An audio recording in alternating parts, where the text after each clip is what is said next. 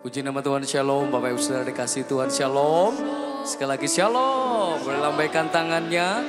Puji nama Tuhan, selamat datang di rumah Tuhan. Mari sama-sama kita boleh siapkan hati dan hidup kita, saudara. Kita rindu membawa yang terbaik di hadapan Tuhan. Mari siang hari ini sama-sama kita rindukan kehadiran Tuhan ada di tempat ini. Yang setuju katakan amin. Saya terlalu percaya bahwa mukjizat kuasanya masih ada sampai sekarang. Yang setuju katakan yes. Boleh tepuk tangan bagi Allah kita yang dahsyat dan luar biasa. Saya jemput saudara untuk bangkit berdiri sama-sama. Ya, sebelum kita mulai, mari sama-sama kita boleh saling memberkati kanan kiri saudara. Kasih senyum dan salam yang terbaik. Ya, saudara juga boleh samperin gitu ya saudara ya. Biar kita adalah keluarga dalam Tuhan. Jadi mari sama-sama kita unity ya saudara, amin ya. Mari siapkan hati kita di hadapan Tuhan. Ya, kita akan mulai, kita akan boleh perkatakan doa yang seperti Tuhan Yesus ajarkan. Saya terlalu percaya saudara sudah hafal dan kita boleh doa, perkatakan dengan sukacita. Yang setuju katakan yes. Dalam hitungan ketiga, 1, 2, 3. Bapa kami yang ada di surga, dikuduskanlah namamu, datanglah kerajaanmu, jadilah kehendakmu di bumi seperti di surga. Berikanlah kami pada hari ini makanan kami yang secukupnya. Dan ampunilah kesalahan kami, seperti kami juga mengampuni orang yang bersalah kepada kami. Dan jangan membawa kami ke dalam pencobaan, tetapi lepaskanlah kami daripada yang jahat. Karena yang Kau punya kerajaan dan kuasa dan kemuliaan sampai selama-lamanya. Mari berikan tepuk tangan yang dahsyat bagi Tuhan. Sambil serukan, haleluya. Silakan duduk dalam hadirat Tuhan.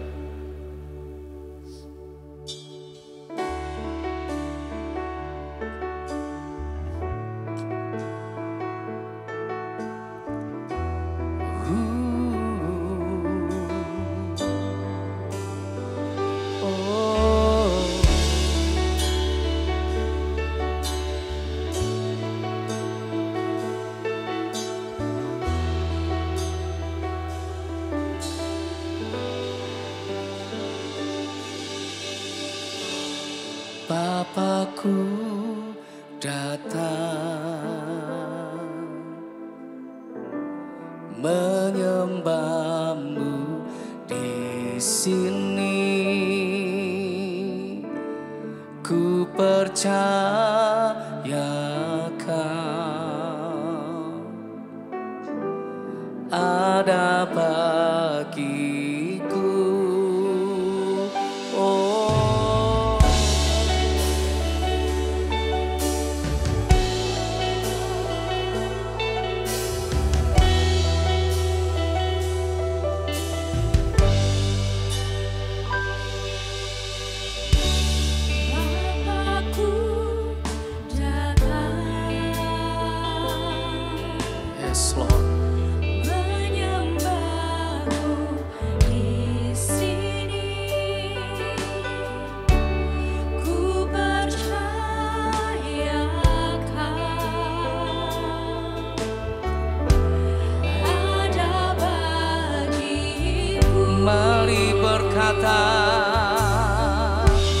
Tak usah ku takut, sebab Kau sertaku.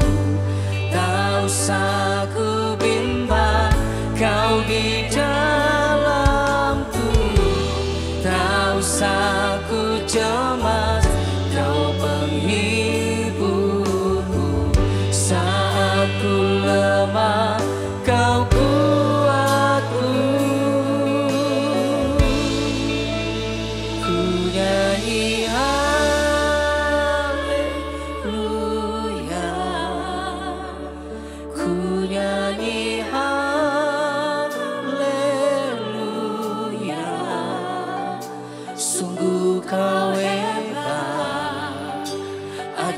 perkasa perbuatanmu. Angkat suaramu, ku nyanyi haleluya.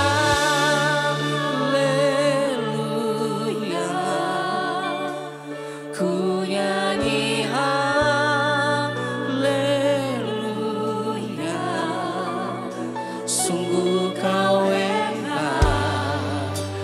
ajaib perkasa perbuatanmu di hidupku. Mari kita berikan tepuk tangan bagi Allah kita yang dahsyat.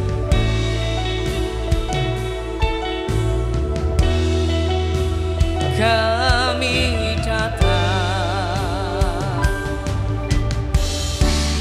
Bapakku datang, menyembahmu di sini. Ku percaya Kau ada bagiku.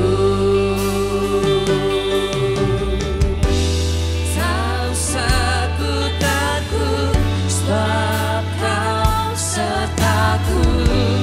Tak usah ku bimbang, Kau di dalamku.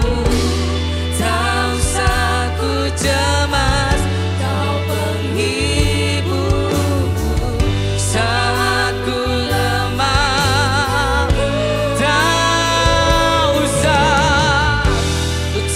usah ku takut, sebab Kau sertaku. Tak usah ku bimbang, Kau di dalamku. Tak usah ku cemas, serindu cuma Tuhan saja. Mari katakan, tak usah ku takut. Tak usah ku takut, Men. Kau sertaku. Tak usah ku bimbang, Kau di dalamku. tak usah ku cemas, Amin. penghiburku. Saat ku lemah, Kau kuatku. Ku nyanyi haleluya, ku nyanyi haleluya. Sungguh Kau hebat, Ajaib perkasa perbuatanmu. perbuatanmu.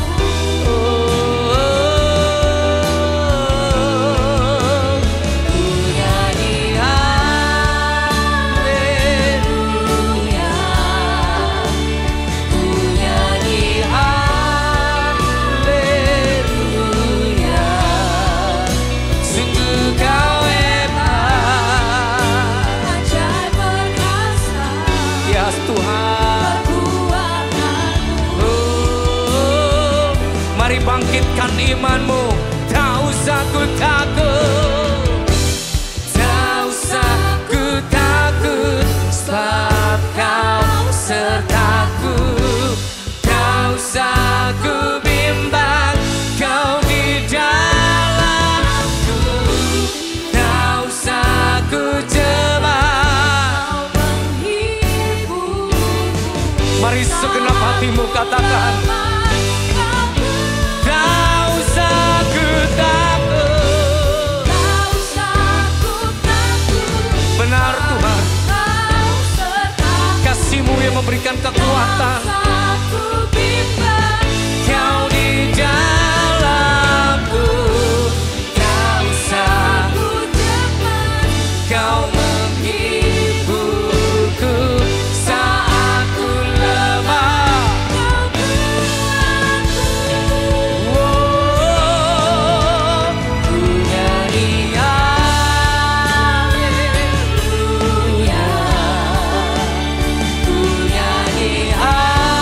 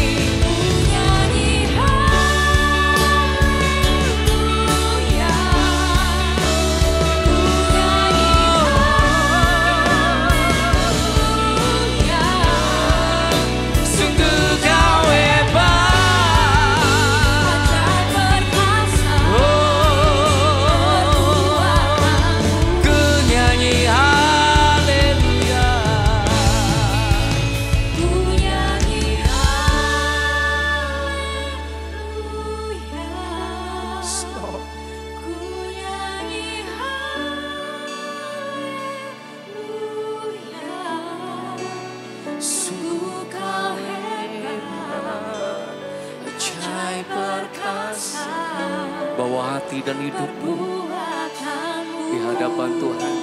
Mari sekali lagi Bapak Ibu Saudara sendiri ku nyanyi. Ku nyanyi haleluya. Ku nyanyi haleluya. Sungguh kau hebat, ajaib perkasa, perbuatanmu Di hidupku di hidupku.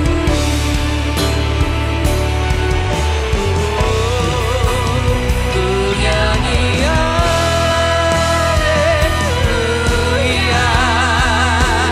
Ku nyanyi haleluya. Sungguh kau hebat, ajaib perkasa perbuatanmu.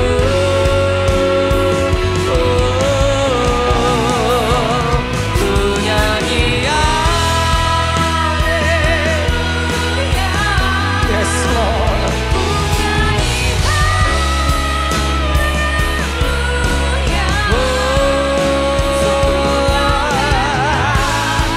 Mari angkat tangan kita sembah Tuhan.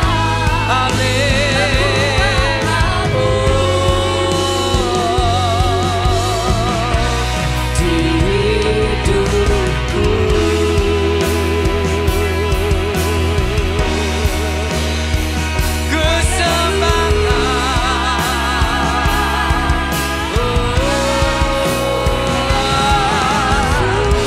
segala puji,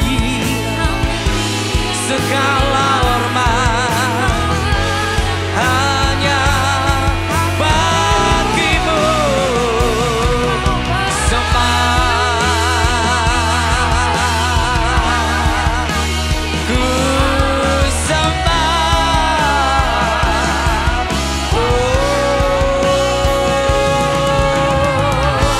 Mari unity dalam roh. Siara laba laba laba laba laba laba laba laba laba laba. Terus sembah. Siara da da da da da da da da da da da da da da da da.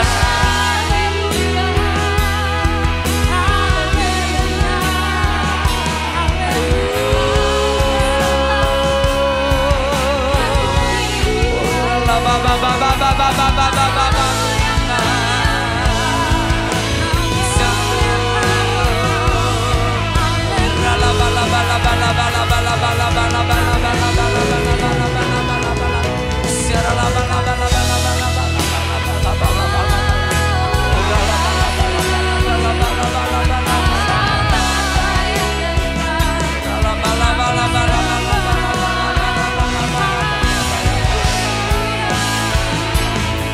Mari angkat tangan kita sama-sama.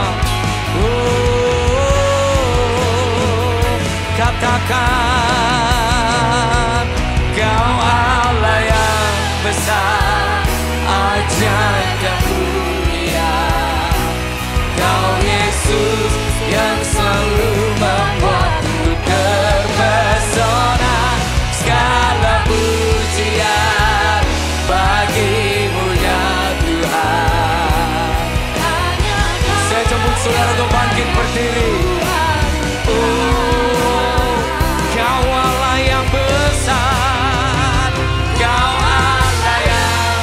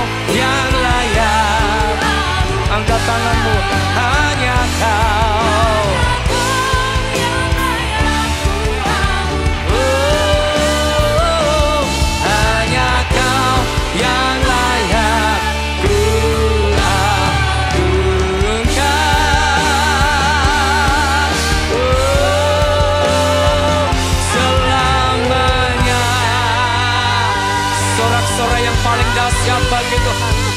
Haleluya, haleluya. Dari selamanya sampai selama-lamanya hanya nama-Mu yang ditinggikan. Terima kasih untuk perkenanan-Mu hadir melawat setiap kami. Biar kami memberi yang rindu yang terbaik untuk Tuhan. Dari awal hingga pertengahan nama-Mu ditinggikan.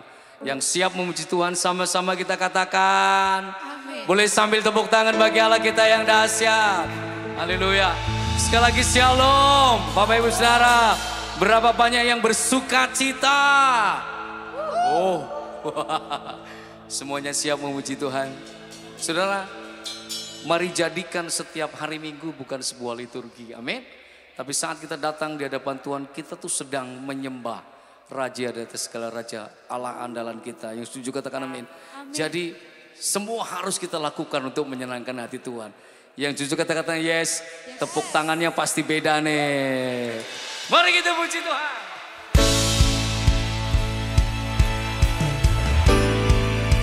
Biar hari ini nama Tuhan ditinggikan. Amin. Oh ya. Ha. Tepuk tangannya yang mantap bagi Tuhan.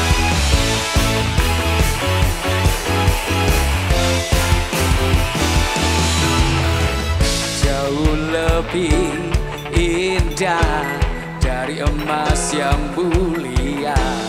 Nama-Mu berharga bagi hidupku. Jauh lebih kuat dari semua yang ku tahu. Nama-Mu melekat Come on, sing together. dalam jiwaku. Nama-Mu selalu ada di tempat pertama di hatiku dan selalu menjadi yang utama di rinduku. Dimanapun ku berada tak akan berubah. Nama-Mu selalu berada di tempat pertama. Serukan haleluya. Jauh lebih indah dari emas yang mulia. Nama-Mu berharga bagi hidupku.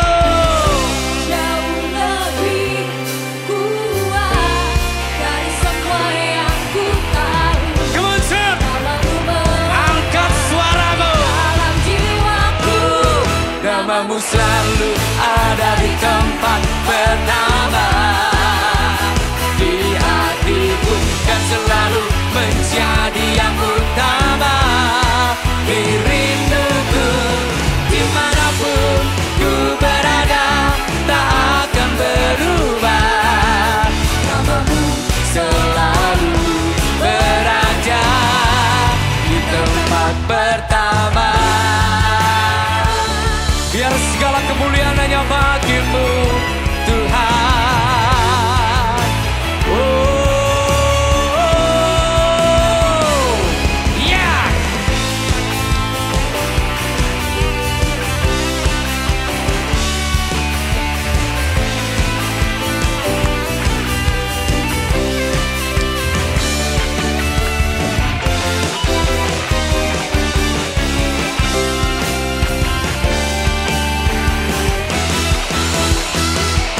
Nama-Mu selalu ada di tempat pertama. Katakan. Di hatiku Dan selalu menjadi yang utama. di rinduku. Dimanapun ku berada tak akan berubah. Nama-Mu Selalu berada di tempat pertama.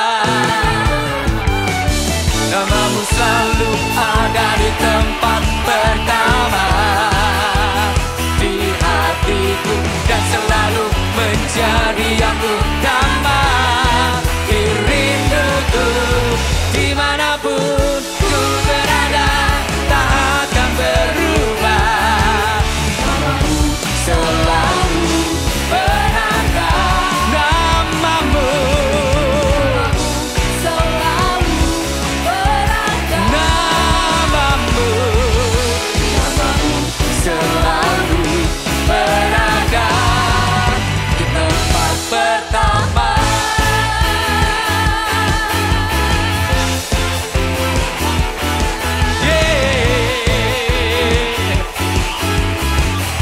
Kasih tepuk tangan yang paling dahsyat bagi Tuhan.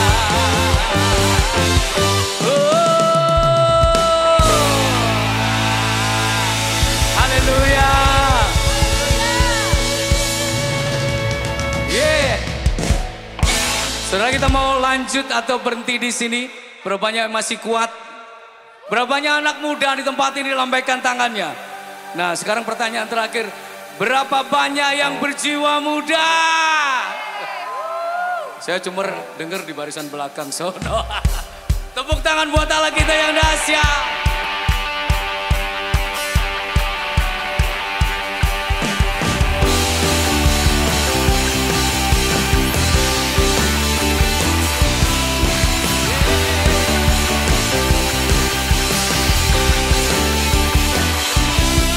Bebas terlepas, kuasa maut telah terempas.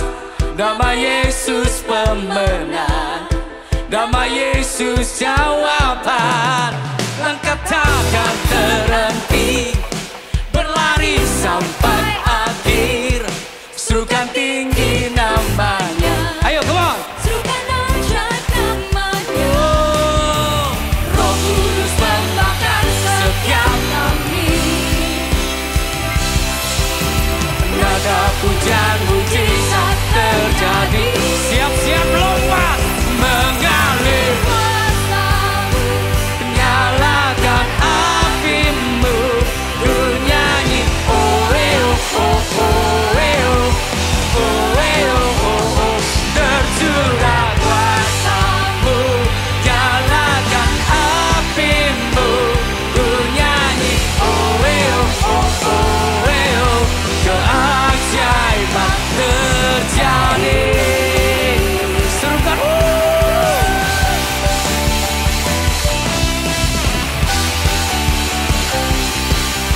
Come on, sing together.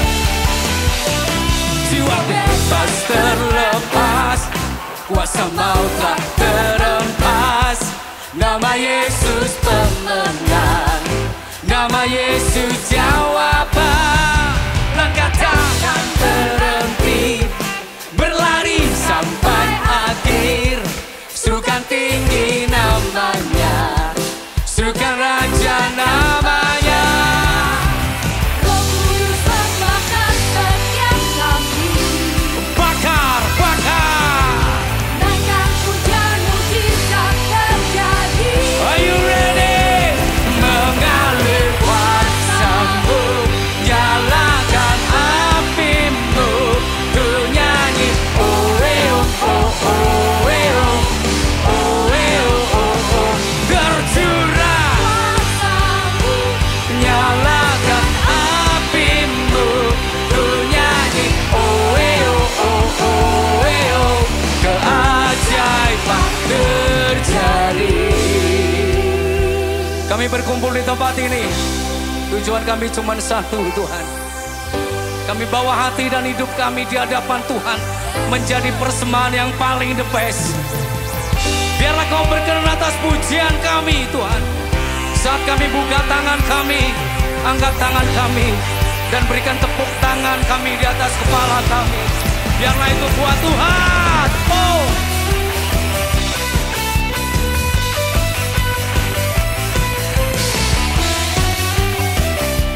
Saudara bisa lebih dahsyat lagi.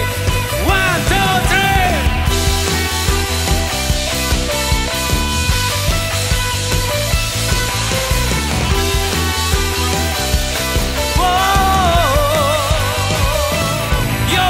Roh Kudus membakar setiap kami.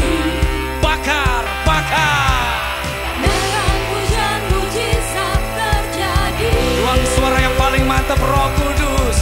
Roh Kudus membakar setiap kami.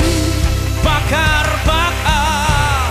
Naikkan pujian mujizat terjadi. Boleh sekali lagi, yeah. Roh Kudus membakar setiap kami. Bakar, bakar. Naikkan pujian mujizat terjadi. Yeah. Mengalir, Kuasamu, nyalakan apimu.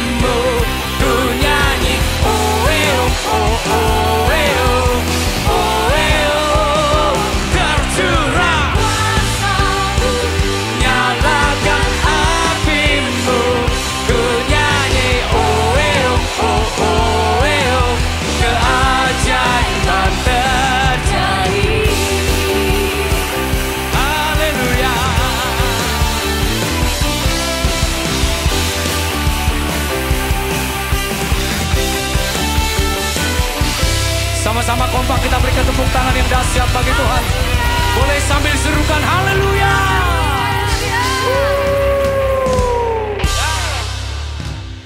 Silakan duduk Bapak Ibu Saudara. Shalom semuanya. Ada info menarik nih tentang bagaimana sikap gereja menghadapi perkembangan zaman yang semakin modern ini. Seperti musik, lighting, dan entertainment. Jangan lupa ikuti seminarnya pada bulan Juli dengan tema Bagaimana Sikap Gereja Menghadapi Dunia yang Semakin Modern Ini. Tuhan Yesus memberkati.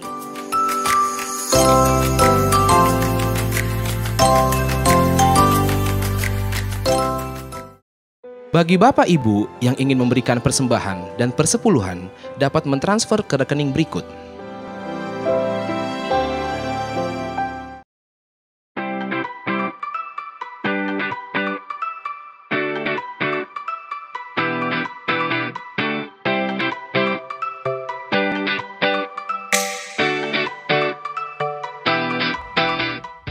Rumah doa diadakan pada hari Selasa pada pukul 10 pagi, bertempat di GBI Grand Permata Niaga. Ibadah tengah minggu dapat disaksikan pada hari Rabu pukul 6 sore di channel YouTube dan Instagram GBI Grand Permata Niaga. Doa Fajar dapat disaksikan pada hari Sabtu pukul 6 pagi di channel YouTube dan Instagram GBI Grand Permata Niaga. Ibadah Youth Onsite diadakan pada hari Sabtu pukul 6 sore, bertempat di GBI Grand Permata Niaga. Ibadah anak diadakan setiap hari Minggu pada pukul 7 pagi di channel YouTube GBI Grand Permata Niaga Kids. Dan ibadah anak onsite diadakan setiap hari Minggu pada pukul setengah 10 pagi. Mari siapkan hati kita di hadapan Tuhan. Sering ku tak mengerti jalan-jalan-Mu Tuhan, bagai di belantara yang gelap. Tanpa seribu tanya, namun tetap percaya jejak-Mu Tuhan sungguh sempurna. Ajarku memahami semua yang Kau ingini, agar hidupku puaskan hati-Mu. Bagi-Mu aku rela sepenuh hati menghamba, serahkan diri genapi karya-Mu.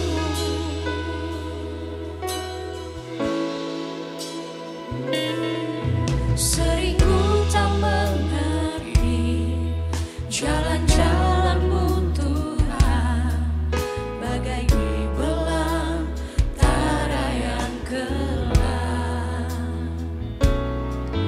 Tanpa seribu tanya, namun tetap percaya jejak-Mu Tuhan sungguh sempurna.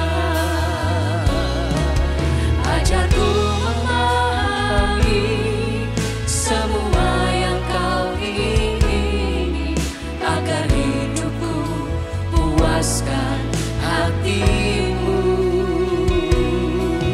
Bagi-Mu aku rela sepenuh hati menghamba, serahkan diri. Mari jemaat Tuhan saja. genapi karya-Mu. Ajarku. Mari bangkit berdiri sama-sama. Semua yang Kau ingini, agar hidupku puaskan hati-Mu. Bagi-Mu aku rela sepenuh hati menghamba, serahkan diri. Sekali lagi mari kita berikan tepuk tangan yang dahsyat bagi Tuhan.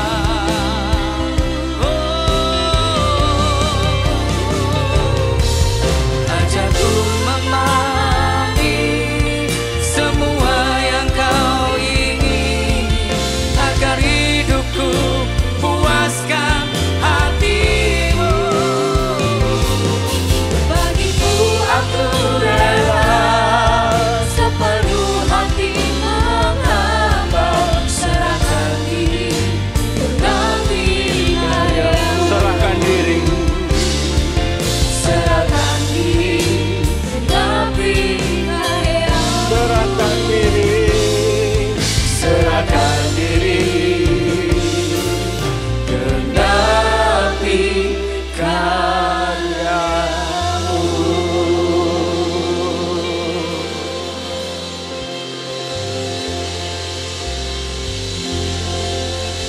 Haleluya. Haleluya. Terima kasih Tuhan, ini kerinduan kami. Engkau yang sudah begitu luar biasa murah hatinya buat kami. Tuhan, Kau berikan sendiri Tuhan darah-Mu yang tercurah di kayu salib 2000 tahun yang lalu untuk menebus dosa kami. Melayakkan kami untuk manggil Engkau dengan sebutan Ya Aba, Ya Bapa. Tuhan, terima kasih untuk anugerah kehidupan yang baru, kesempatan yang baru. Untuk kami boleh hidup dengan sungguh-sungguh. Dan kali ini kami hidup meninggalkan masa lalu kami, meninggalkan semua kesalahan yang kami lakukan di belakang. Dan mengarahkan pandangan kami ke depan. Hanya untuk menggenapi firman-Mu. Urapi hamba-Mu Tuhan, sebentar kami menurunkan firman-Mu. Urapi hamba-Mu, urapi setiap dari kami yang hadir Tuhan. Biar setiap jemaat-Mu boleh membuka hati pikiran telinga mereka seperti seorang murid. Dan kami siap untuk menyambut firman-Mu di dalam nama Tuhan Yesus. Sama-sama kita katakan, amin. Amin. Silakan duduk Bapak Ibu Saudara. Shalom. Shalom. Apa kabar semuanya? Puji Tuhan. Berapa yang diberkati dan pujian penyembahan kita naikkan tadi? Boleh kasih tepuk tangan buat Tuhan kita. Terima kasih buat teman-teman tim Praise and Worship, luar biasa. Dan di ibadah yang kedua ini, saya akan sharing firman Tuhan yang Tuhan taruh dalam hati saya, yang saya beri judul penerimaan dan pengampunan di dalam keluarga. Bapak Ibu Saudara, saya tahu ini bukan hal yang mudah karena seringkali keluarga adalah sekumpulan orang-orang yang tidak sempurna. Katakan sama-sama keluarga. Katakan sama-sama keluarga adalah sekumpulan orang yang tidak sempurna, yang diikat dengan kasih Kristus.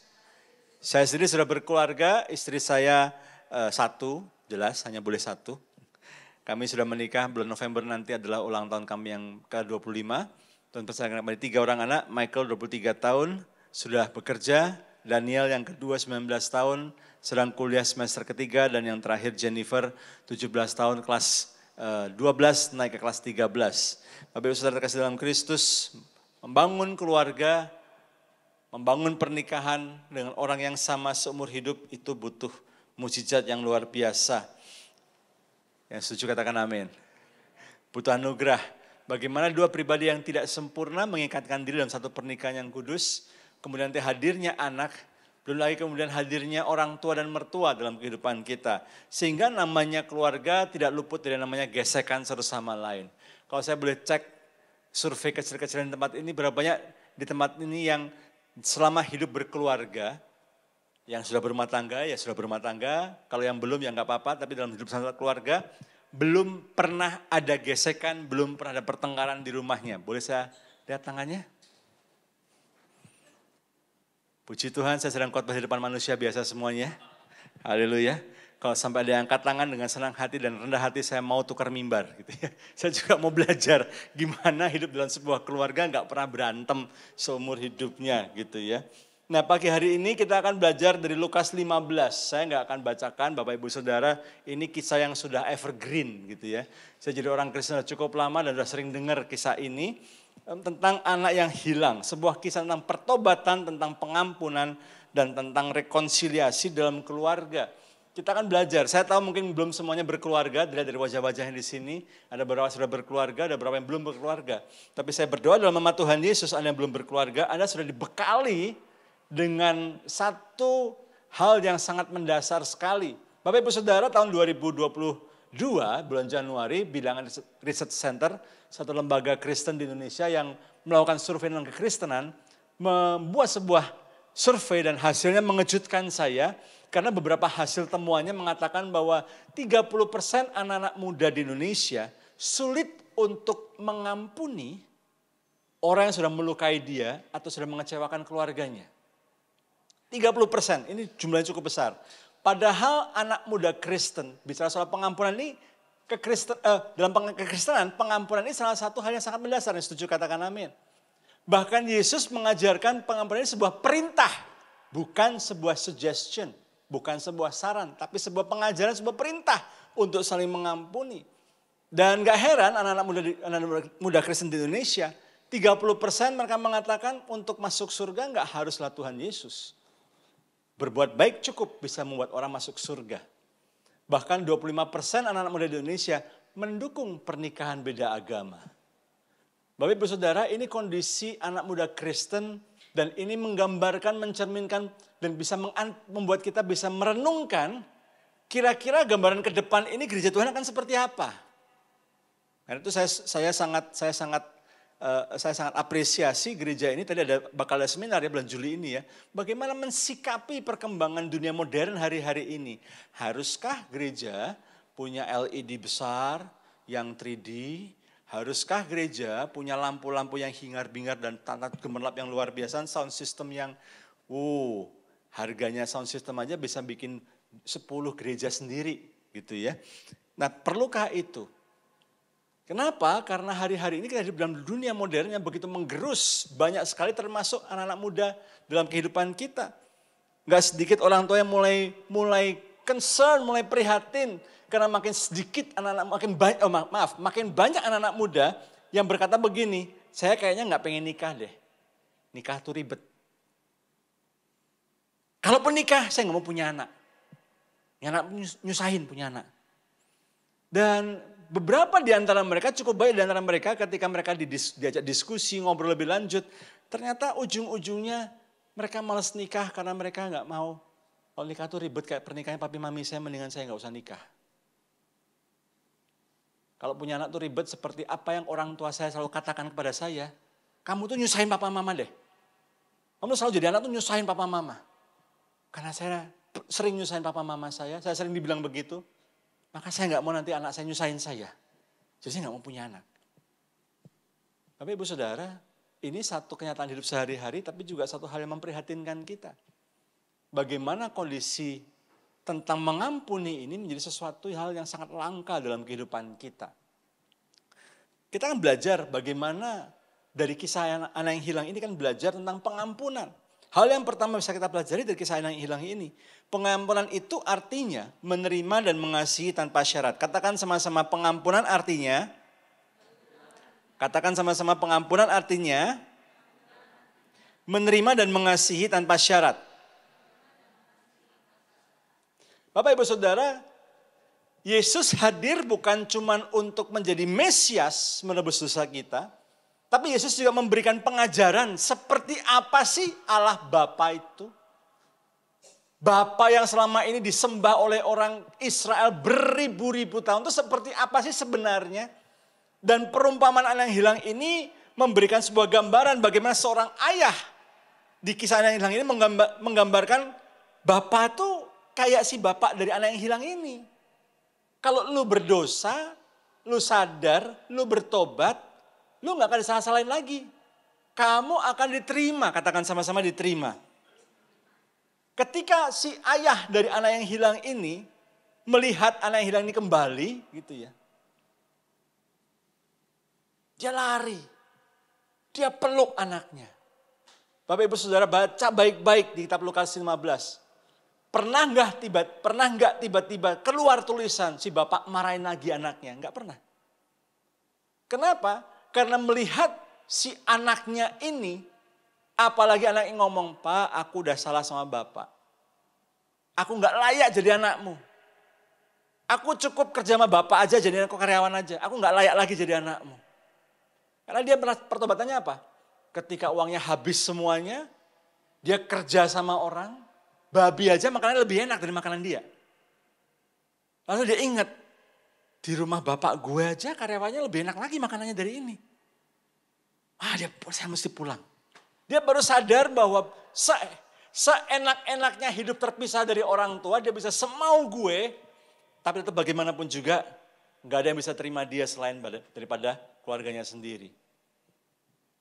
Saya sama istri saya sering ngomong ke anak kami, Michael, Daniel, Jennifer, sesalah-salahnya kalian mau kayak apapun, you always have a home that will welcome you.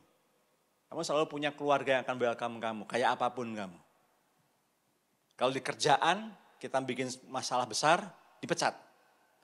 Di gereja kita bikin kesalahan yang sangat besar, ya, bisa dipermalukan mungkin di depan jemaat, disebutkan kesalahannya apa, dan kemudian bisa nggak boleh lagi pelayanan, gitu ya, istilahnya begitu. Tapi di keluarga nggak bisa. You mau screw up kayak apa, Anda mau salahnya kayak apapun. Keluarga selalu menjadi tempat yang akan siap menerimamu. Yang setuju katakan amin. Yang setuju katakan amin. Karena itu kami ngomong kepada anak-anak kami, Michael, Daniel, Jennifer, kalian boleh akrab sama teman-teman dekat kalian, boleh. kami senang masing-masing anak-anak kami punya teman-teman karibnya. Ya. Mereka berteman dengan siapapun, tapi teman karib mereka pilih yang sevisi, seprinsip, seiman, yang punya nilai-nilai yang sama yang kami tanamkan pada mereka.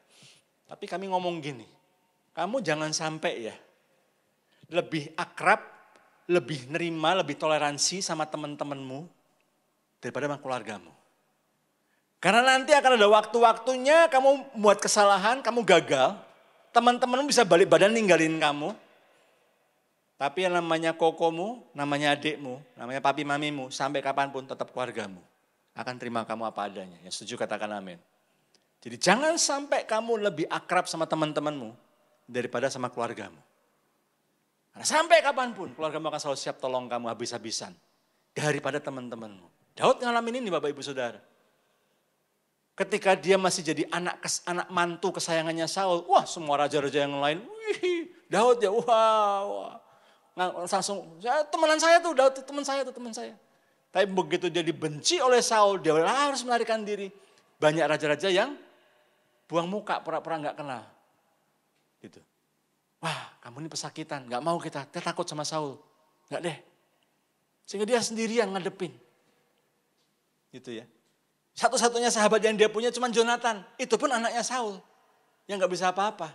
Gak bisa nolong dia banyak. Tapi perhatikan ini. Ketika si anak ini sadar. Di kisah anak hilang ini. Semua teman-teman kia-kianya dia. Pura-pura gak kenal lagi sama dia. Gak ada yang mau belain dia lagi. Ya. Orang-orang cuma dekat sama dia karena duitnya aja. Tiba-tiba kok saya mesti ngomong ini. Ingat-ingat ya bapak-bapak, para pria, para calon suami. Hati-hati ya ketika engkau berhasil, engkau diberkati Tuhan. Ya, ada gula, ada semut. Tiba-tiba ada yang ngaku-ngaku teman datang. Nah, seringkali juga tidak sedikit bapak-bapak yang justru jatuh ketika dia berhasil. Setelah dia berhasil diberkati Tuhan, mulai deh. Bukan cuma semut. Kuntil bapak juga deket. Tahu ya maksud saya ya? Bapak keren deh. Bapak umur berapa sih? Saya umur 50. Enggak kelihatan loh kayak umur 30-an, ganteng ya. Wow, bajunya bagus ya. Waduh. Fiu. Sehingga gak sedikit yang tergelincir dalam perselingkuhan. Saya cuma mau ngomong, saya gak tahu kalau Anda mungkin punya teman-teman yang lagi terlibat dalam perselingkuhan, kasih tahu mereka. Lu kalau gak ada duit, lu ditinggalin pasti. Karena mereka yang ngangkat-ngangkat kamu, yang muji-muji kamu ketika kamu berhasil, belum tentu akan di sebelah kamu ketika kamu jatuh.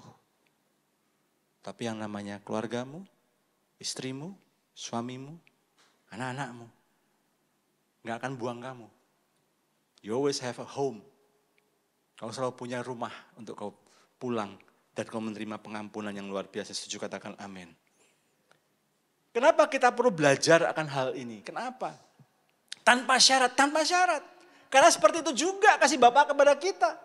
Seperti itu juga kasih Bapa kepada kita. Seperti itu juga kasih Tuhan kepada kita. Tanpa syarat. Tuhan tahu kok kita ini lemah. Sejak kejatuhan manusia jatuh dalam dosa, kita tuh gampang berbuat dosa. Kok bisa Pak? Lah iya, contoh aja. Anak kecil nih. Gak usah diajarin. Anak lagi main sama mainannya. Terus dia tinggal, dia mainan yang lain. Terus tiba-tiba ada anak lain yang pegang mainan yang tadi dia pegang. Gak ada yang ngajarin, gak usah ada yang ngajarin. Dia bisa lari, dia bisa rebut lagi mainannya dan bilang, nyaku. Ada yang ngajarin? Apakah orang tuanya ngajarin gitu? Naturnya dia. Saya dan beberapa hamba-hamba Tuhan tidak setuju dengan istilah begini. Anak itu terlahir kertas putih. Enggak putih-putih amat, udah agak buram-buram dikit. Karena natur dosa sudah dalam dirinya. Gitu. Karena itu kita perlu didik, katakan sama-sama didik. Kita perlu ajar, katakan sama-sama ajar. Manusia itu perlu diajar, dididik melakukan hal yang benar. Karena kalau dilepas, pasti mereka melakukan yang semaunya. Kehendak dagingnya. Dan pasti kalau kehendak daging diturutin, larinya kemana? Kehancuran, kematian. Itu kenapa kita hidup dalam aturan, itu kenapa kita punya gembala, kita punya pemimpin yang bisa ngingetin kita, negur kita kalau kita salah. Gitu. Karena natur dosa kita pasti akan membawa kepada kehancuran. Dan kalau hancur kita gagal, kita salah, itu kenapa Bapak, firman Tuhan bilang apa? Begitu kita minta ampun, kita bertobat, detik itu juga Bapak akan mengampuni.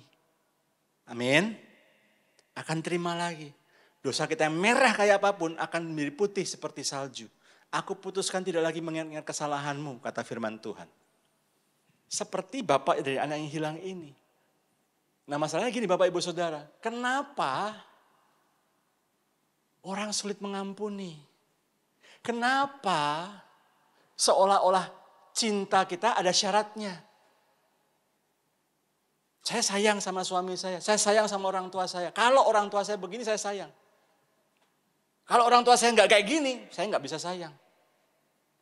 Saya mau sayang sama suami saya, tapi asal suami saya mesti kayak gini. Saya mau kayak gini sama istri saya, asal istri saya kayak gini. Kita selalu bersyarat. Karena itulah dunia yang dunia ajarkan. Diskon 90%, ada bintangnya. Terus di paling bawah iklannya, hampir nggak kelihatan tuh. Syarat dan ketentuan berlaku. Halo? Itu yang selama ini kita diajarkan, kita dibesarkan dengan konsep seperti itu. Mau dikasih, nurut dulu sama orang tua. Mau dapat uang jajan yang lancar, nurut dulu sama orang tua. Mau dikabulkan semua keinginanmu, nurut sama orang tua. Halo?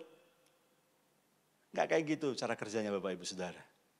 Tuhan tahu persis, Tuhan kasih aturan, Tuhan kasih semua aturan, semua tata cara semuanya Tuhan berikan semuanya. Tuhan ajarkan melalui firman-Nya. Tapi Tuhan tahu persis natur daging manusia pasti mengarah kepada kehancuran. Karena Tuhan berikan Roh Kudus untuk mimpin kita. Pilihan di tangan kita kok.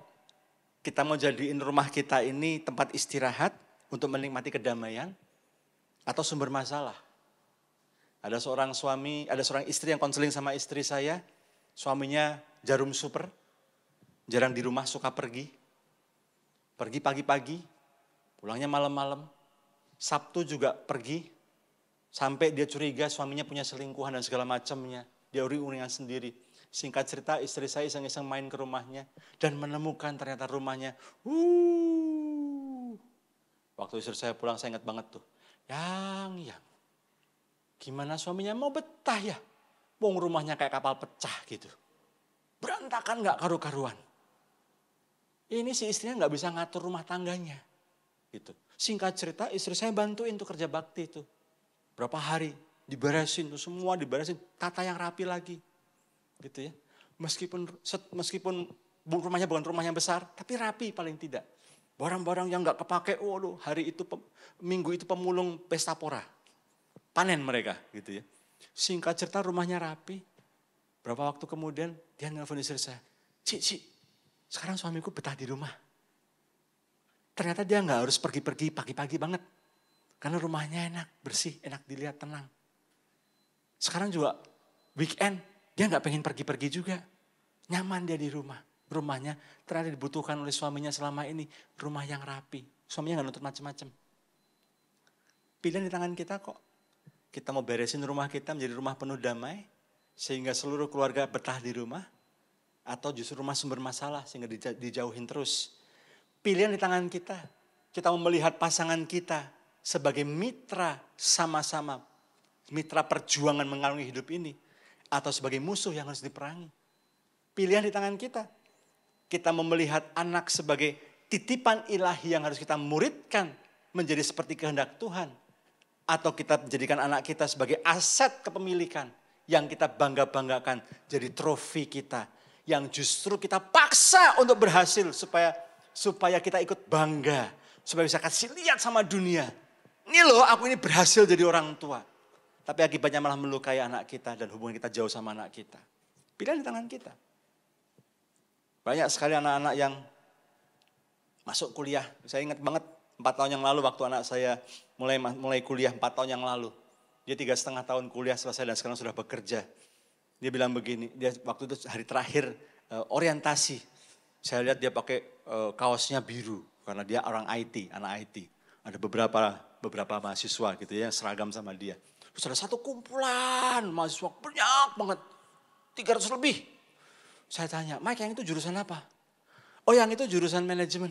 Kalau teman-temanku bilang, itu jurusannya anak-anak yang gak tahu mau kuliah apa, masuknya situ. Mereka gak tahu mau kuliah apa, tapi karena dipaksa orang tuanya harus kuliah, ini masuknya situ. Gitu. Mereka gak tahu punya masa depan kayak apa. Sekarang banyak orang, anak-anak muda yang gak tahu mesti ngapain. Yang mereka gak punya visi, gak punya ini. Tapi mereka dipaksa sama orang tuanya. Ada lagi anak muda yang begitu dia lulus sekolah kedokteran gigi. Lulus di wisuda. Pulang wisuda, dia copotin semua atributnya. Dia ganti baju. Dia menghadap kepada orang tuanya. Papa mama paksa aku sekolah kedokteran gigi. Ya, ini udah selesai. Ini toganya, semuanya. Ini ijazahnya. Ya, transkrip nilai nanti dikasih, nyusul. Udah selesai ya. Tugasku sudah selesai. Ya, papa mama suruh aku dokter gigi, udah selesai. Sekarang mulai besok aku mau kejar impianku, jadi juru masak. Banyak orang tua yang melukai hati anaknya dan memaksakan kehendaknya. Membuat anak menjadi sulit. Tidak sedikit anak-anak muda yang agak sulit menerima pengajaran hati Bapa. Karena begitu mendengar kata Bapa, mereka langsung ingat bapaknya yang di rumah. Yang tidak bijaksana. Yang gak mau terlibat, yang gak mau hadir. Tadi pagi saya khotbah tentang bagaimana kehadiran seorang Daud dalam kehidupan Salomo. Menyiapkan Salomo menjadi raja yang luar biasa. Efeknya luar biasa. Dan apa akibatnya kalau ayah yang tidak hadir dengan optimal dalam kehidupan anak-anaknya. Untuk kita bisa mengampuni. Dengan kasih kita bisa mengampuni. Kita bisa melakukan penerimaan dan pengampunan dalam keluarga. Mau gak mau kita harus punya namanya kasih agape. Sebagai bahan bakar utama. Kasih agape itu gini loh. Bukan soal saya. Bukan soal saya tapi soal kita. Fokusnya bukan lagi saya tetapi kita. Kasih agape itu membuat kita mau melayani. Bukan minta atau menuntut dilayani. Kasih agape itu belajar memahami daripada menuntut dipahami. Kasih agape itu seperti di Filipi pasal 2 ayat 1-4. Jangan cuma mementingkan kepentingan sendiri. Tapi perhatikan kepentingan orang lain juga. Hormati pertimbangan orang lain juga. Kita sebagai suami istri, sebagai orang tua anak, kalau kita selalu ego kita yang kita kedepankan, gak akan pernah bisa nyatu. Dan di mana gak ada kesatuan, berat. Karena Mazmur 133 berkata, di mana ada kesatuan dan kerukunan, kesanalah Tuhan perintahkan berkat kehidupan. Sementara? Halo? Sementarakah? Sampai sebulan, 2 bulan? Berapa lama? Selama-lamanya. Karena itu kalau kita bisa ingin menerima dan mengampuni pasangan kita, orang tua kita, anak-anak muda saling mengampuni, kakaknya, adiknya saling memaafkan, saling mengampuni. Nggak bisa enggak, kita harus ganti paradigma kasih kita. Bukan dengan kasih bersyarat. Kalau kamu baik-baik aku sayang sama kamu. Kamu kurang ajar aku nggak sayang sama kamu. Kamu ngelayanin aku sayang sama kamu. Kamu gak nurut, aku gak sayang sama kamu. Gak bisa gitu. Aku yang kerja cari duit. Lu nurut sama gue kasih duitnya. Lu gak nurut sama gue gak kasih duitnya. Itu bos sama karyawan, bukan suami istri. Banyak orang-orang yang kerja jadi pengusaha, jadi jadi pimpinan perusahaan, lupa kebiasaan merintah anak buahnya dibawa ke rumah. Lupa kebiasaan memperlakukan orang lain seperti karyawan dibawa ke rumah. Yuk kita berubah, katakan sama-sama berubah. Dalam keluarga perhatikan kepentingan orang lain. Hai suami-suami, pimpinlah keluargamu jadi pemimpin yang melayani. Seperti Yesus memberikan contoh. Yesus memimpin, Yesus memuridkan murid-muridnya dengan dia melayani. Halo? Melayani bukan ditunjukkan oleh Yesus ketika dia membasuh kaki murid-muridnya. Enggak, bukan cuma itu.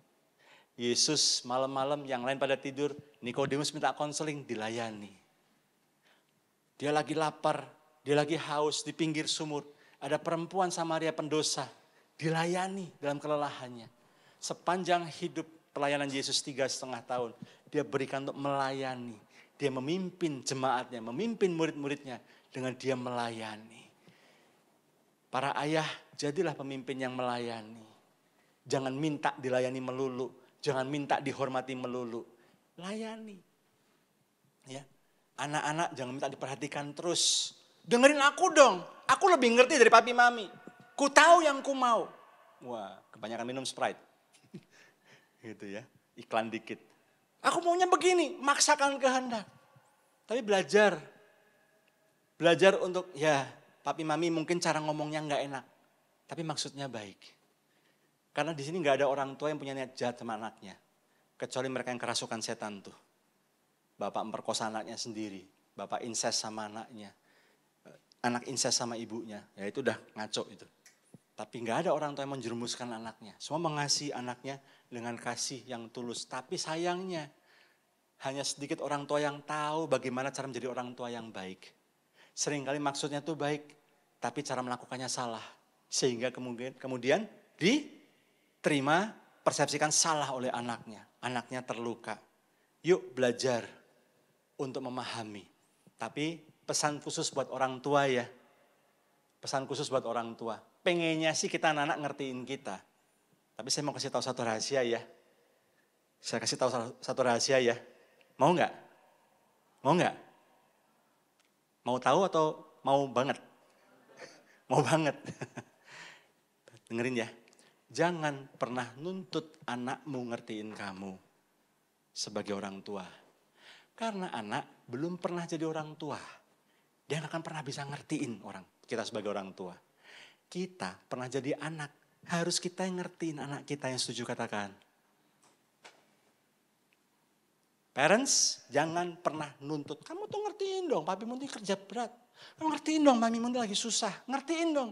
Mereka gak akan pernah bisa ngerti. Kenapa? Belum pernah ngerasain jadi orang tua. Kita yang pernah jadi anak. Kita yang turun. Jadi kalau anakmu datang, mami ini aku lihat aku habis gambar bagus banget nih. Taruh handphonemu, nggak usah lihat-lihat flash sale, nggak usah lihat-lihat TikTok, nggak jelas, reel nggak jelas, ya. Lihatin, bagus, pakai caranya Pak Tino Sidin. Yang ketua manggut-manggut kita seumuran berarti. Kalau yang milenial nggak ngerti, siapa Pak Tino Sidin? Pak Tino Sidin itu guru gambar, ahli gambar, dia punya acara khusus di TVRI. Zaman dulu kita no choice, stasiun TV cuma satu. Dia terima gambaran dari semua anak seluruh Indonesia. Semua gambaran anak-anak. Sejelek apapun selalu dia bilang apa? Bagus. Saya ngeliatnya bingung. Bagusnya di mana? Sama gambaran gue dikasih 6 aja bagusan gambaran gue perasaan gitu ya. Tapi ya udah, semua dibilang bagus. Tapi sebetulnya dibutuhkan anak ketika minta datang sama kita. Mama, dengerin aku. Lihat yang aku lakukan. Kita cukup bilang, bagus loh gambarnya loh. Meskipun gunungnya warnanya oranye, gak usah dikomentarin. Meskipun sawahnya warnanya ungu, gak usah dikomentarin. Itu apa sawah? Oh ya, bagus ya. Biar mereka belajar suatu ketika nanti ternyata sawah warnanya hijau bukan ungu. Gak apa-apa, mereka belajar. Oke? Gak apa-apa. Gunung mungkin bisa oranye. Kenapa? Bekas lahirnya tumpah jadi oranye-oranye, masih ada laharnya. Boleh gak apa-apa, udah gak apa-apa. Biarin aja. Yang penting mereka bilang apa? Anda stop, Anda lihat mereka. Dan Anda bilang, bagus. Semangat ya. Puk-puk dikit. Itu yang mereka cari. Kenapa banyak anak-anak muda tenggelam dalam game? Kenapa banyak anak-anak muda tenggelam dalam gadget? Karena di dunia nyata mereka gak pernah dipuk-puk, gak pernah dibilang kamu hebat, kamu keren. Begitu mereka main game, baru masuk nih, tiba-tiba teman main game online-nya. Ada Himawan, wah kita pasti menang nih, keren. Gila, jagoan lu, senjatanya komplit banget, keren banget lu, wah jago nih, gila. Gua kira cupu ternyata suhu ternyata. Gitu. Dia dengernya gitu di game online, itu yang dia cari. Di dunia nyata dia gak pernah dapat itu. Di dunia nyata cuma dapatnya apa? Mamanya buka pintu. Tiduran, ngantuk. Makanya tidurnya yang malam-malam. Gomelin mulu. Udah kerjain PR belum?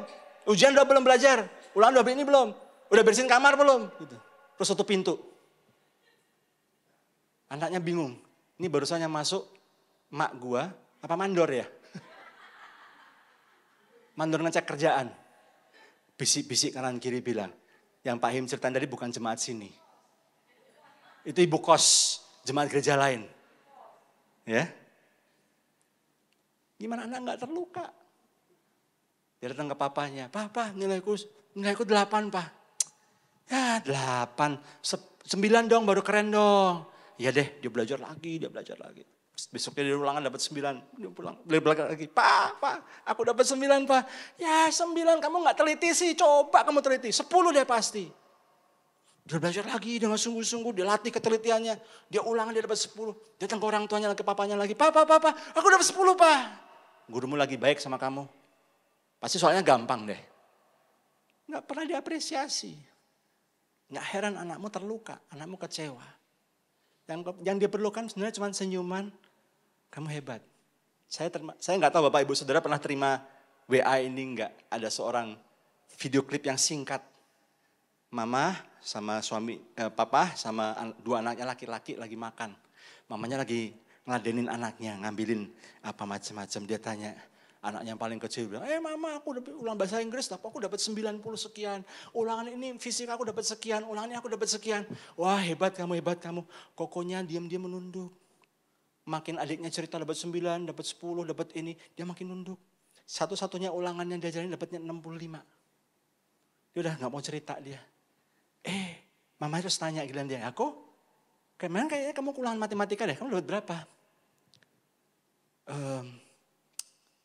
Aku dapat 65. Maminya berhenti. Secara manusia dia pengen marah. Compare tadi dengar 90, 100 berapa kan tiba-tiba 65. Tapi dia ingat. Ingat apa?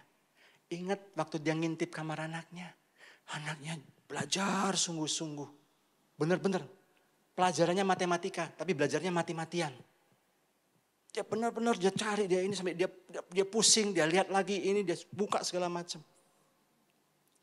Tahu mamanya bilang apa? Bagus, mama seneng kamu usaha keras kamu. Mama seneng usaha keras kamu. Terusin ya, semangat ya. Kita hidup dalam dunia di mana semua diapresiasi pakai angka, pencapaian, kesuksesan. Kita lupa ada yang lebih mendasar lagi. Proses itu jauh lebih penting. Anak kita perlu belajar proses yang benar, melakukan hal yang benar. Bukan cuma melihat hasilnya saja. Yang setuju katakan amin. Yuk kita belajar, yuk berubah. Ya, mengampunlah yang tulus dan penuh kasih, memulihkan ikatan keluarga dan menciptakan ruang untuk pertumbuhan dan perbaikan. Yang kedua, udah hampir habis waktunya baru yang kedua nih. Yang kedua, pengampunan artinya menerima dan memberi dukungan untuk proses perubahan. Katakan sama-sama, yuk pengampunan artinya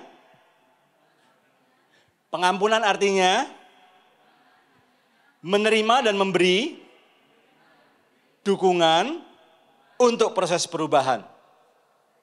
Bapak Ibu Saudara, kenapa si bapak ini menerima anaknya kembali? Bahkan suruh pesta. Anakku yang hilang sudah kembali. Dan mereka bersukaria. Kenapa? Anak yang hilang ini benar-benar bertobat dan mengakui kesalahannya. Tapi yang namanya perubahan, namanya pertobatan itu proses. Halo? Proses berubah itu perlu waktu. Sudah terbiasa kalau dengar sesuatu langsung nyolot. Nih, belasan tahun terbiasa kayak gitu nih. Terima Tuhan Yesus, sadar harus berubah. Untuk bisa berubah, dengar sesuatu nggak nyolot, itu perlu waktu, perlu proses.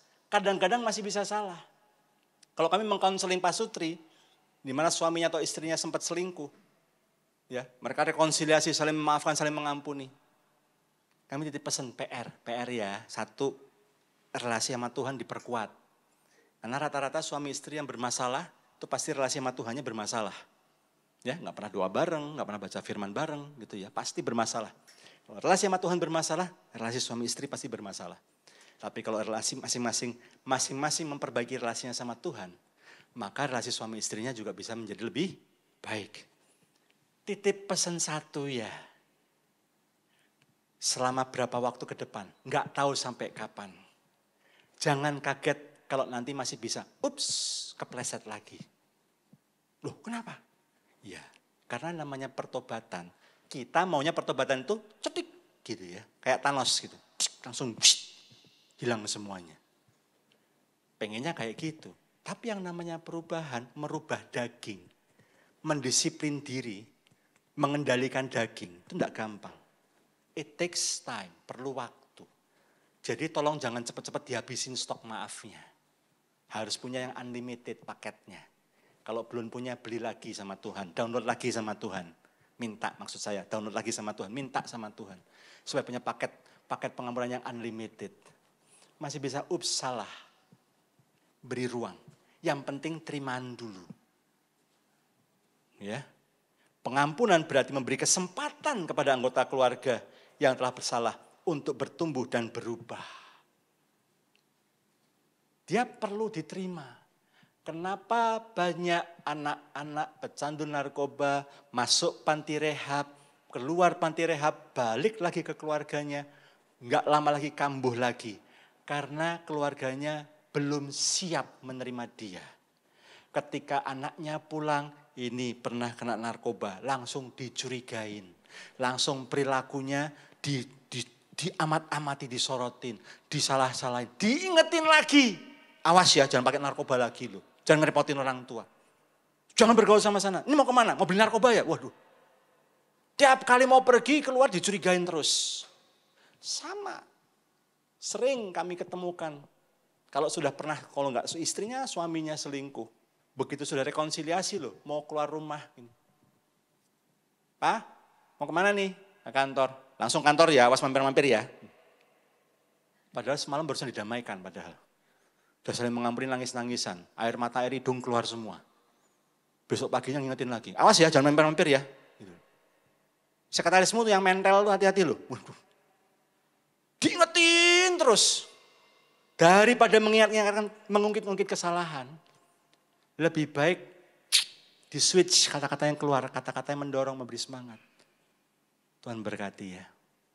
Tuhan melindungi. Tuhan menjagai. Speak blessing. Terima kasih ya, kamu ini suami yang bertanggung jawab. Loh Pak, tapi kan dia nggak sempurna. Iya memang. Dia bisa salah. Iya memang bisa salah. Tapi putuskan untuk hanya mengatakan hal-hal yang baik. Mengakui hal-hal yang baik. Karena itu kan semakin menguatkan dia. Yang setuju katakan amin. Yang setuju katakan amin. Kasih waktu untuk berubah. Kasih dorongan dan harapan. Terus doakan supaya dia berjuang untuk berubah. Saya nggak punya waktu, mesti ada video, tapi karena tadi saya baru berikan tadi PowerPoint-nya, jadi kayaknya nggak mungkin ditayangkan. Kisah seorang anak perempuan yang dibesarkan dengan ayahnya dengan luar biasa dan kasih sayang luar biasa.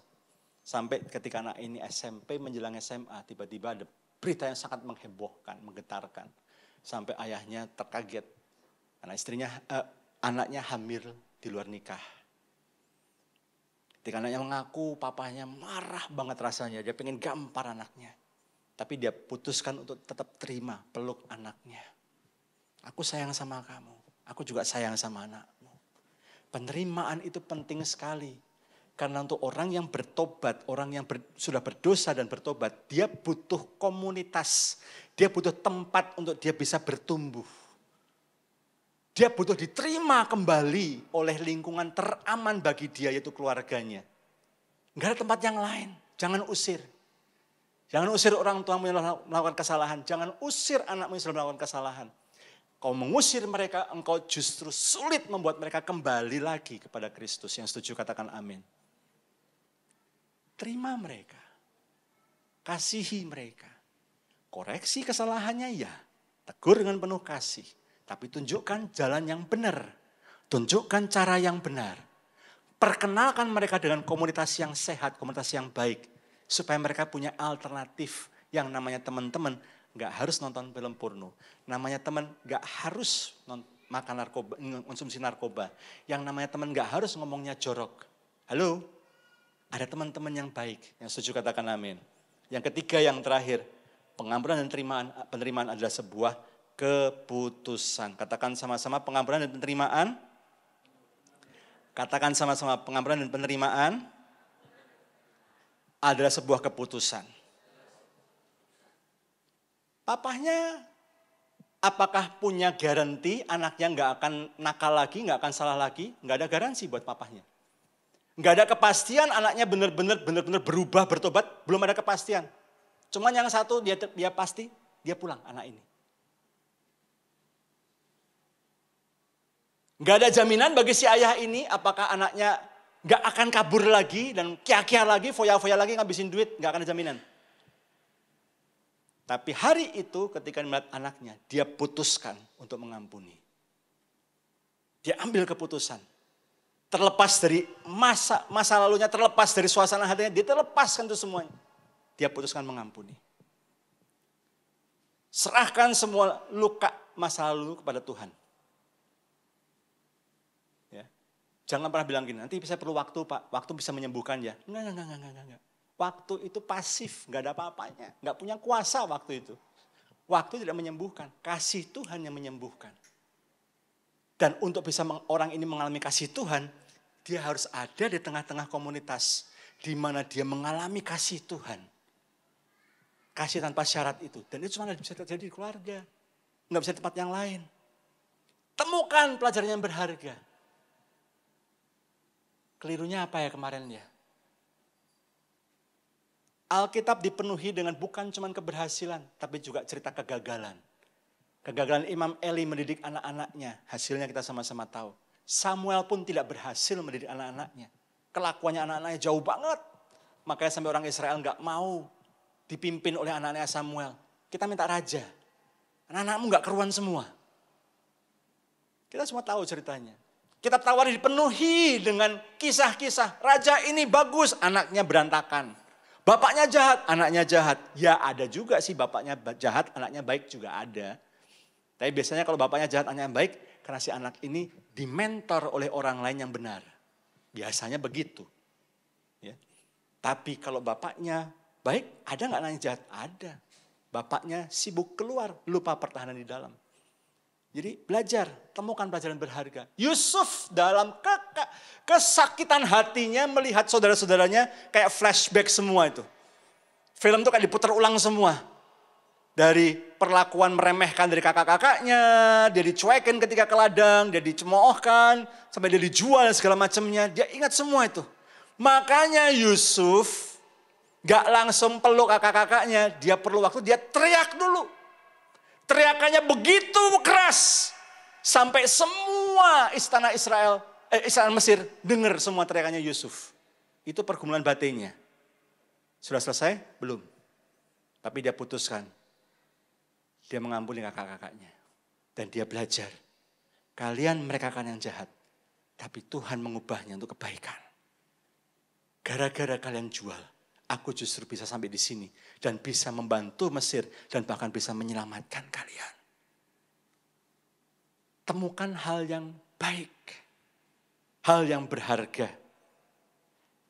Pengampunan sebuah keputusan. Apapun itu. Bagaimanapun kondisi hatimu. Ampuni. Ampuni orang yang bersalah kepadamu. Bukan karena dia pantas melakukannya. Minta tolong multimedianya. Tetapi karena engkau layak menikmati hidup dalam kebebasan dan kedamaian. Ampuni. Bukan karena dia layak mendapatkannya. Tapi karena engkau layak untuk hidup merdeka. Ampuni. Ampuni dengan segenap hati. Engkau juga gak sempurna loh Bapak Ibu. Ya, anak-anak lepaskan pengampunan. Oh please papa gini-gini. Ya kamu juga punya salah loh. Halo. Kamu juga perfect. Suami ampuni istri, istri ampuni suami. Tapi gak bisa Pak dia. Iya. Suami memang salah. Tapi ibu juga tidak sempurna. Kenapa sampai suamimu selingkuh? Ya karena ibu gak pernah menghormati suami. Kenapa suamimu selingkuh? Karena ibu tidak pernah memberi kesempatan suami untuk mengambil keputusan sebagai seorang laki-laki. Ibu selalu veto keputusannya. Ibu selalu memaksakan kehendak sendiri. Namanya laki perlu merasa dihormati. Dia nggak dapat di situ. Dia bisa jatuh keluar. Karena di luar sana banyak yang bisa ngasih. Halo Bapak Ibu. Anak-anak. Kenapa anak-anak saya nggak betah di rumah Pak ya? Ya karena di rumah dia nggak pernah diterima sebagai anak. Dia dianggap anaknya nggak tahu apa-apa. Nyusahin. Bikin masalah. Nggak pernah ada yang beres. Nggak pernah ada yang benar. Sementara di komunitasnya, komunitas gamersnya, komunitas motorannya, dia diterima dengan baik. Nasihatnya didengar, pendapatnya didengar. Tapi di rumah dia selalu dibungkam. Yuk, sadar. Kemudian meski terasa sakit, gak lagi mengganggu. Itu artinya sudah mengampuni. Masih sakit sih Pak, tapi ya udahlah, gak terlalu ganggu lah. Jadi sudah mengampuni. Gak lagi ingin balas. Gak lagi ingin ingat-ingat atau mengingatkan kesalahan orang yang telah menyakiti dia. Mendoakan yang baik untuk orang yang menyakitinya. Itu artinya sudah mengampuni.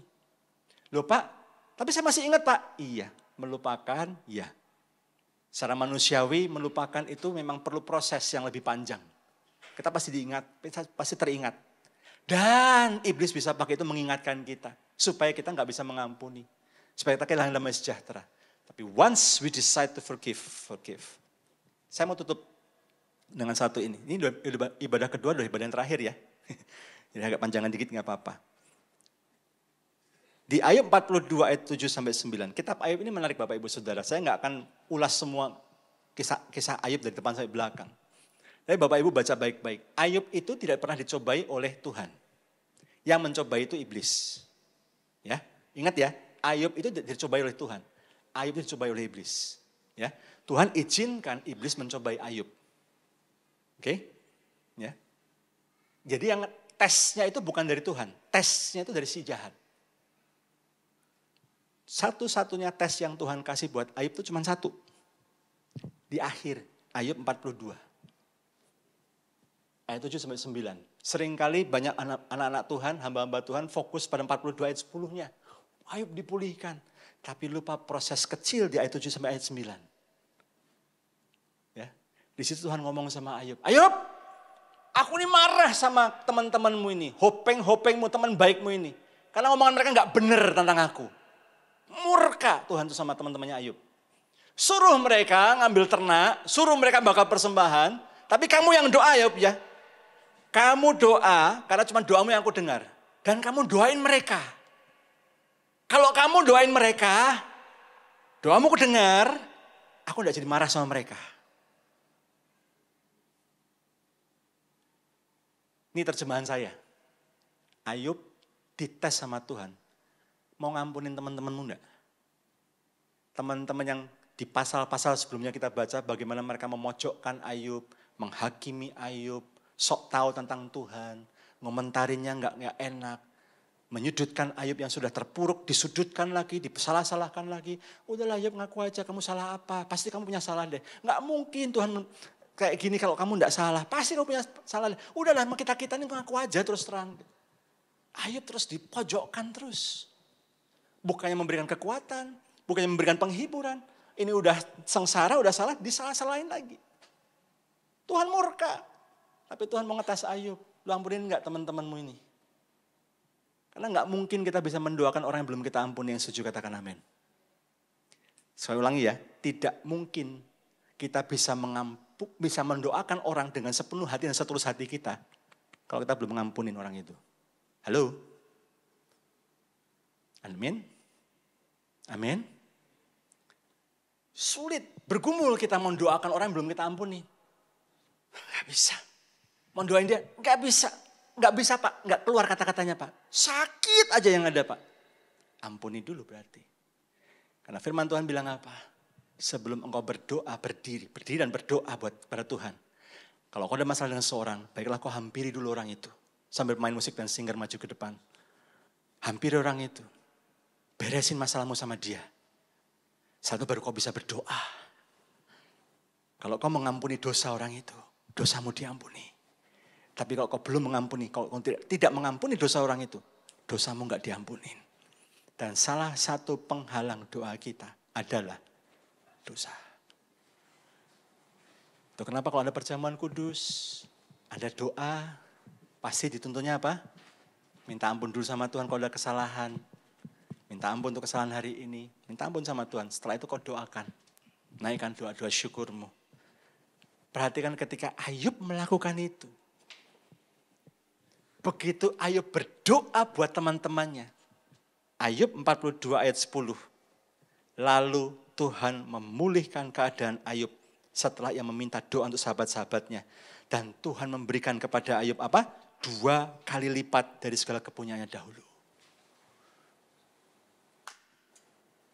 Bapak Ibu Saudara, Tuhan bukan cuma pulihkan Ayub begitu aja. Tuhan tes Ayub.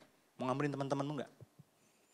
Begitu Ayub mendoakan teman-temannya, dia mengampuni teman-temannya. Berkat mengalir. Langsung ayat sesudahnya. Langsung. Enggak pakai nunggu berapa ayat kemudian. Tuhan pulihkan keadaan Ayub. Bapak Ibu Saudara, berapa di antara Anda yang mungkin tanpa sadar Anda masih nyimpan kesalahan mungkin dari pasanganmu, dari anakmu, dari orang tuamu. Seorang psikolog mengatakan begini, kebanyakan orang menikah itu membawa inner child-nya. Luka masa lalu yang belum beres. Dia bawa dalam pernikahan dan itu mempengaruhi pernikahannya. Dia jadi orang yang sangat sensitif, super sensitif. Dia malah melukai orang-orangnya. Karena hanya orang terluka yang bisa melukai orang lain. Orang yang sudah sembuh, orang yang sudah pulih, nggak akan bisa melukai orang lain. Yang setuju katakan amin. Nah, hari-hari ini kalau kau menyimpan kesalahan, menyimpan kemarahan. Yuk, saya belum janjian sama pemain musik dan singernya nih. Tapi bisa nyanyi lagu ini enggak?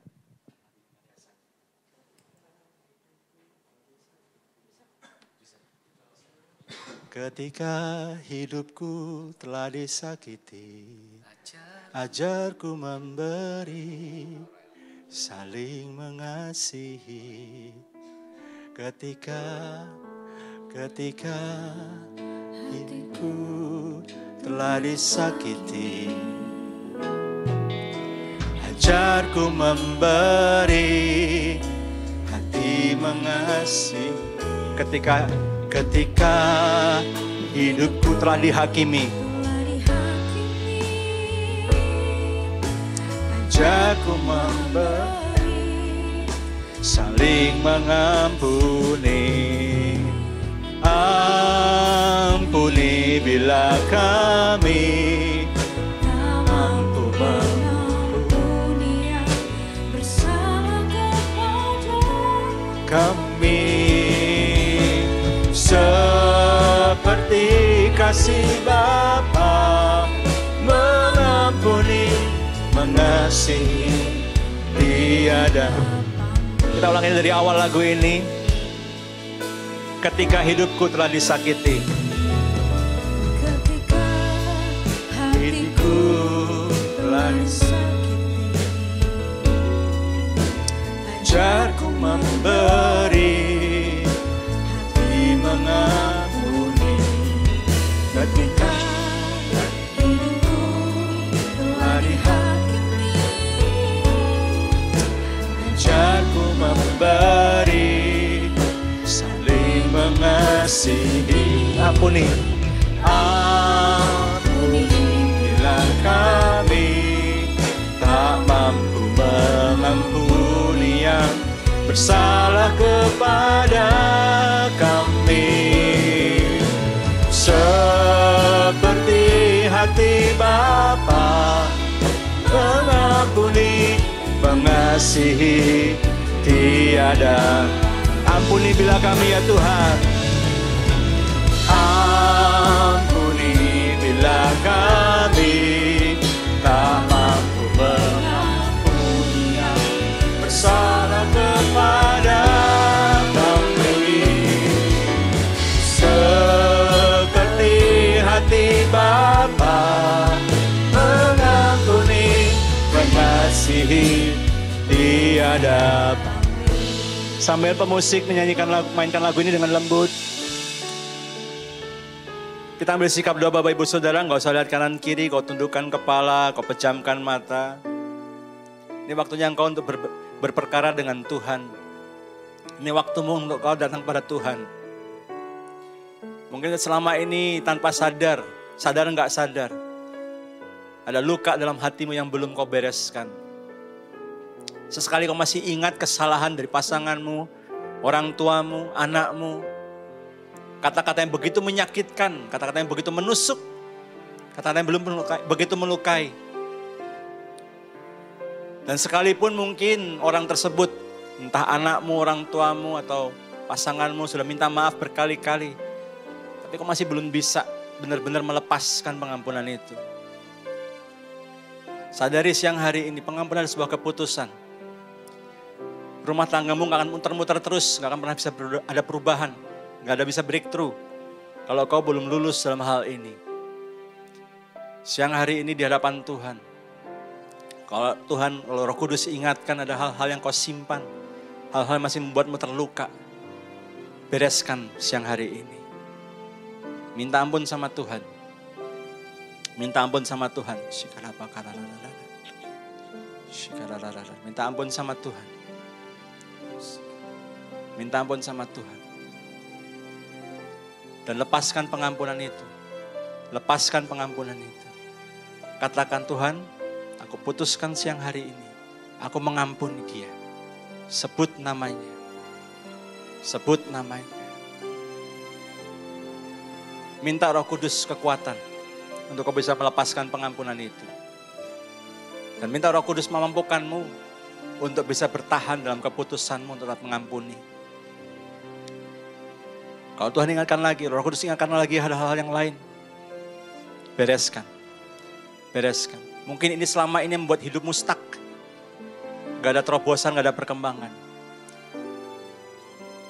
Kalau kau datang sebagai satu keluarga, kau mau sambil gandengan tangan silahkan. Sambil berpelukan juga silahkan. Lepaskan pengampunan satu sama lain.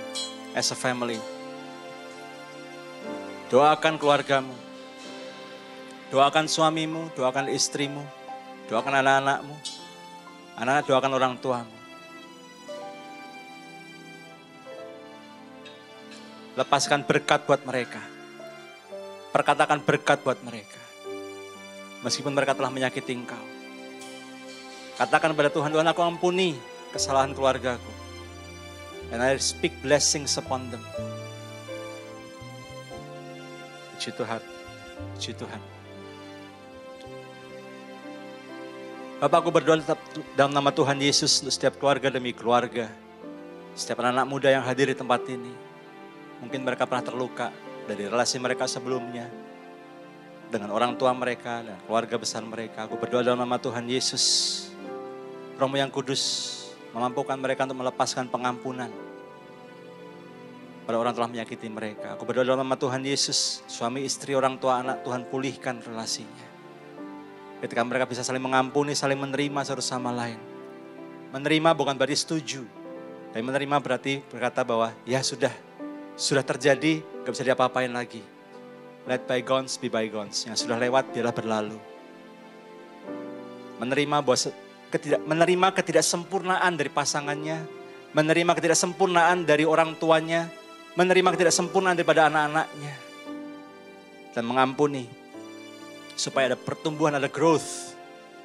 Ada terobosan terjadi dalam setiap keluarga demi keluarga. Aku berdoa dalam nama Tuhan Yesus. Ketika keluarga demi keluarga dipulihkan. Akan membangun keluarga-keluarga yang kuat. Dan ketika keluarga demi keluarga dikuatkan. Akan membangun gereja yang kuat. Gereja yang menjadi berkat. Terima kasih Tuhan, terpujilah nama-Mu Tuhan. Hamba-Mu selesai berkata-kata, Roh yang Kudus terus bekerja. Sempurnakan belum sempurna. Sampai pemulihan benar-benar sempurna terjadi Tuhan. Bagi setiap keluarga di gereja-Mu dan tempat ini. Berkati Pak Budi dan juga Bu Deki. Para pemimpin gereja-Mu di tempat ini Tuhan, Kau memberkati kehidupan mereka. Mengurapi mereka. Dengan pengurapan yang baru senantiasa. Dan Tuhan biarlah setiap pemimpin pengerja di gereja-Mu ini boleh kompak, boleh bersatu hati. Bersahati. Dan bersama-sama Tuhan mereka boleh menjadi teladan, menjadi berkat bagi jemaat-jemaat Tuhan di tempat ini. Terima kasih Bapa. Terima kasih Tuhan. Segala puji, hormat, kemuliaan kepada-Mu saja yang menerimanya Tuhan. Terima kasih Tuhan Yesus. Terima kasih Tuhan Yesus.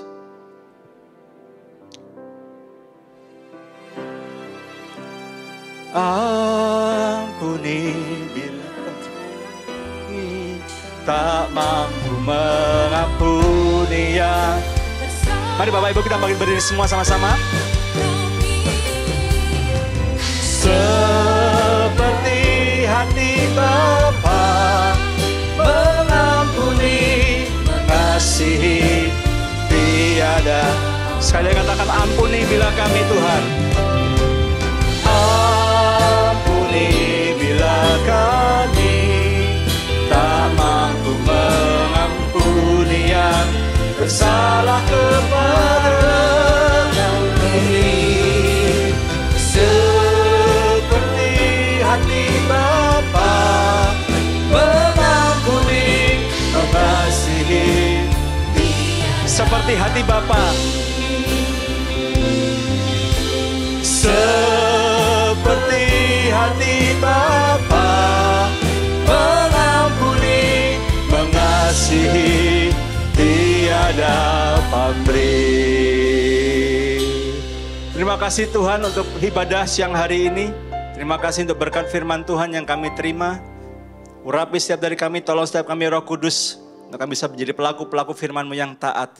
Dan sekali lagi kami berdoa Tuhan, Engkau kerjakan pemulihan bagi keluarga demi keluarga di tempat ini. Cuma dikasih Tuhan, angkat tangan-Mu dan arahkan hatimu. Terimalah segala berkat yang terbaik daripada Allah Bapa, kasih yang sempurna daripada Yesus Kristus, dan persekutuan kuasa Roh Kudus menyertai kita semuanya mulai dari siang hari ini sampai Maranatha, bahkan untuk selama-lamanya. Yang terima berkat Tuhan sama-sama katakan, amin, amin. Selamat hari Minggu, Tuhan Yesus berkati. Aku diberkati, aku dilimpahi, karena Allah sanggup untuk menyediakan.